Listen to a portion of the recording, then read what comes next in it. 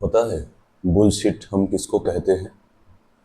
Bullshit वो चीज होता है जो हम सालों से कंज्यूम करते हैं और हमें पता नहीं होता है ये चीज कितना ज्यादा नुकसान करता है हमारे लाइफ में। ये होता है बुलशिट। यानी कि एक शिट को, एक गंदे चीज को अच्छे से पैकेजिंग करके अगर आपको बेचा जाए और आप इसको बहुत दिनों से कंज्यूम करते रहे, क्योंकि आपको तो बस पैकेट दिख रहा है, बहुत ही चमकदार, बहुत ही महंगा, बहुत ही खूबसूरत, बहुत ही अच्छा, बाकी लोग भी अप्रिसिएट करते हैं, तो भले ही आपको उसमें टेस्ट आए या ना आए, अजीब लगे, तब भी आप खाते हैं। लेकिन एक टाइम होता है जब आप फ्रस्ट्रेटेड हो जाते हैं इसी बुलशिट से और बोलते हैं कि I am not going to consume it. ये होता है बुलशिट।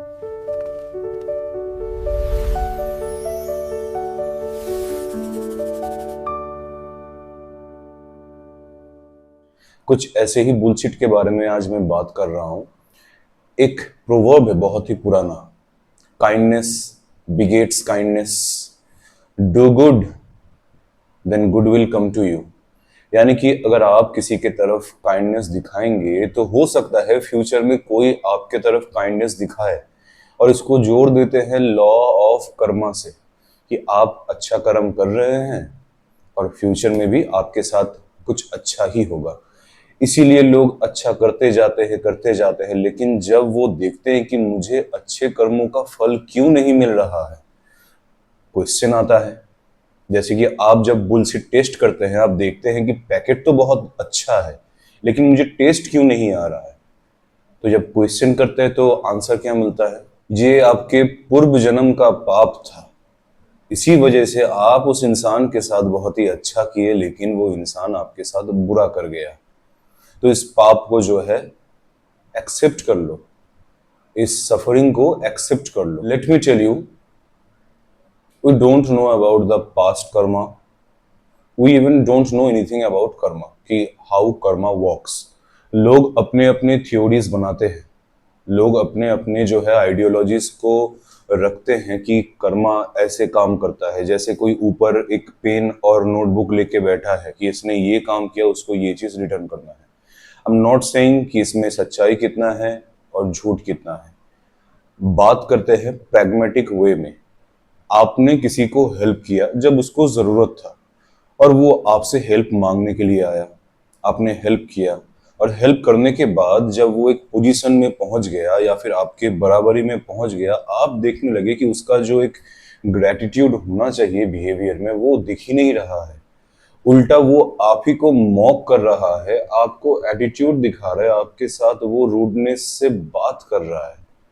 तो आपको लगता है ना कि ये इंसान तो मेरे नीचे था एक टाइम पे, अभी ये ऊपर उठने के बाद जो कंधे से जो कंधा मिलाकर चलने का कोशिश कर रहा है, ये थोड़ा सा इंसोलेंट है, बहुत ही ज्यादा एरोगेंस दिखा रहा है। वो होता है ना, तो ये होता है बुलशिट। मेरा थ्योरी ये है, भगवान ने आपको एक सर दिया सोचने के लिए, दो हाथ दिया काम करने के लिए, दो पैर दिया चलने के लिए, और एक माइंड भी दिया सोचने के लिए।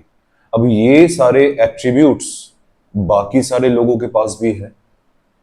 तो बाकी सारे लोग जब इस चीज का सही इस्तेमाल ना करके खुद अपने लाइफ में प्रॉब्लम कॉज कर रहे हैं, तो आप होते कौन है उन लोगों को हेल्प करने वाले? अब इस चीज को एक्सट्रीम में मत सोचना कि कोई गरीब आके आपसे 5 रुपए मांग रहा है और आप बोलेंगे कि तुम्हारे गरीबी का रीजन तुम खुद हो, तुम जाओ खुद कमाओ। नहीं, इन सब छोटी बातों पे नहीं, मैं बात कर रहा हूं उन लोगों के बारे में जिनको आप हेल्प करते हैं, जो कि आपके दोस्त हो सकते हैं, आपके रिलेटिव हो सकते हैं, आपके कोलीग्स हो सकते हैं, इन सब के बारे में जो कि आपके सर्कल में आते हैं। आई am not talking about those under privilege person जिसका लाइफ ऑलरेडी मिजरेबल है, उससे बैर रखने का जरूरत नहीं है, क्योंकि वो आपके लाइफ के सर्कल में आते नहीं है, उनके साथ आपका कोई डायरेक्ट कम्युनिकेशन होगा भी नहीं। तो अगर आप उनको हेल्प भी कर देंगे, चाहे उस पैसे का वो इस्तेमाल किसी भी तरीके से करे, आप हेल्प कर दिए, वॉक अवे, आप चले आए वहां से, बस बात खत्म वहीं पे। लेकिन कुछ लोग जो हमारे सर्कल में रहते हैं, जिनसे हमारा रोज का उठना बैठना, बातें करना, जान पहचान, कम्युनिकेशन में रहना, ये सारे लोग जो है ये आपके लिए डेंजरस हो सकते हैं। और ये आपके क्लोजेस्ट से क्लोजेस्ट पर्सन भी हो सकते हैं। अब मैक्सिमम टाइम में आप हेल्प लोगों को 2 या 3 तरीके से कर सकते हैं। एक है फिजिकली हेल्प, किसी का कोई सामान उठा दिए, कोई फिजिकली किसी को हेल्प कर दिए, कोई सामान शिफ्ट करने में, दिस एंड दैट। दूसरा होता है मॉनिटरी बेनिफिट देना किसी को। किसी के पास पैसों की कमी है, 1,000 रुपया नहीं है, 2,000 रुपया नहीं है, तो आपको वो फोन करते हैं कि मेरे पास 2,000 की कमी है, मुझे 2,000 रुपये यूपीआई करो। अब आप सोचते हैं 2,000 रुपये है बस, मेरे पास तो अभी बैंक में बहुत सारे पैसे हैं, तो 2,000 आप दे देते हैं फ्रेंडशिप के नाम पे, रिलेटिव के नाम पे, जो भी है। तीसरा सबसे डेंजरस ये होता है कि आप किसी को मेंटली जब हेल्प करते हैं, यानी कि वो अपने लाइफ में फिगर आउट नहीं कर पाता कि वो प्रॉब्लम से निकले कैसे। अब आपके पास सोच समझ है क्योंकि आप सेल्फ इंप्रूवमेंट जर्नी में हैं, तो आपके अंदर का एक जो कीड़ा है ना, ये कीड़ा काटना स्टार्ट करता है कि तेरे पास तो सही वजह है और तू तो थर्ड पर्सन पर्सपेक्टिव से देख पा रहा है उसके लाइफ में प्रॉब्लम क्या है, तो जा उसको बता कि उसका गलती क्या है ताकि वो दोबारा गलती ना करे। यही चीज आपके माइंड में आता है। और जब आप जाके उसको समझाते हैं, उसको एकदम चीजें क्लियर करते हैं, डाइसेक्ट करके उसको समझाते हैं कि इस वजह से, तुम्हारे इस रिएक्शन से या फिर तुम्हारे ऐसे बात करने से तुम्हें ये प्रॉब्लम हो रहा है, तो आपको अंदर से बहुत अच्छा फील होता है ना, मेरे सोच का, मेरे समझ से किसी का भला तो हुआ। आपको एक अच्छा लवी लवी सा फीलिंग आता है, ऐसा महसूस होता है ना कि आपके पीठ में एक छोटा सा पंख आ गया है और आप एंजल बन गए।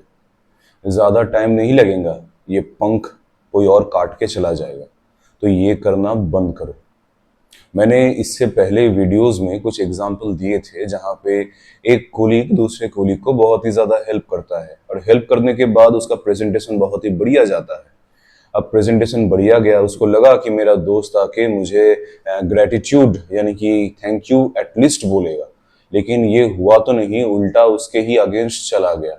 ये एक बेसिक ह्यूमन नेचर है, आप प्रेडिक्ट नहीं कर सकते हैं। आप सोचते हैं मन में कि मेरे साथ अगर कोई काइंडनेस दिखाए, आप जाकर उसको थैंक यू बोलेंगे, अपना ग्रेटिट्यूड दिखाएंगे, लेकिन ये सोच सबका नहीं होता है। लोगों के माइंड कितना ज्यादा क्रिपल होता है, you don't have any idea. So stay away from them. लोगों को अपने लाइफ अपने हिसाब से जीने दीजिए। Let them leave, let them figure out. क्या आपको कोई आके कभी बताया था कि आप गलत कर रहे हैं, आपको इस तरीके से रहना है? नहीं बताया ना। आप खुद जवाब ढूंढते ढूंढते वीडियो तक आए, आप खुद जवाब ढूंढते ढूंढते किसी किताब को रीड किए। तो जब आपको कोई हेल्प नहीं किया, आपका क्या फर्ज बनता है कि आप किसी और को हेल्प करें? सुनने में थोड़ा सा डार्क लगेगा, but it is for your own safety. I am not saying कि किसी के लाइफ में जाकर आप कुछ बुरा चीज कर दे, cause harm to them, disturb their mental peace. No no, never. But I want you to be secure. I want you to use and apply all those things, whatever you have learned. जो जो चीजें आप सीख रहे हैं उसका इस्तेमाल अगर अपने लाइफ में आप करके अपने लाइफ को बेहतर नहीं बना रहे हैं, तो आप अपने साथ ज्यादती कर रहे हैं। इन your life the most important person should be you only. अगर आप सही से रहेंगे, बाकी सारे चीजें अपने आप सही हो जाएगा। और जो सही नहीं हो रहा है, you should not have to be bothered to fix them. Stay away from those situation and those people.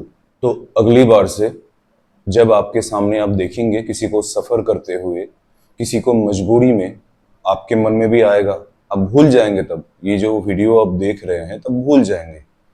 लेकिन इसको माइंड में इस तरीके से आपको डाल लेना है कि अगली बार से कोई अगर सफर करे, कोई पेन में हो, कोई किसी से मदद मांगे, आपके पास भले ही सारे रिसोर्सेज है उसको हेल्प करने के लिए, but observe from a distance. उस चीज से सीखिए कि क्या गलती वो कर रहा है और किस वजह से उसके लाइफ में प्रॉब्लम आ रहे हैं।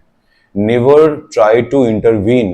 अगर कर्मा की बातों को इतना सीरियसली आप लेते हैं, अगर कर्मा को आप इतना सीरियसली बिलीव करते हैं तो आप इसको भी बिलीव करेंगे उसने भी कुछ किया होगा अपने पास्ट लाइफ में, उसने भी कुछ किया होगा ना, तभी उसके साथ अभी प्रेजेंट टाइम में ऐसा चल रहा है। यानी कि कर्मा इज मेकिंग हिम और हर सफरिंग राइट नाउ।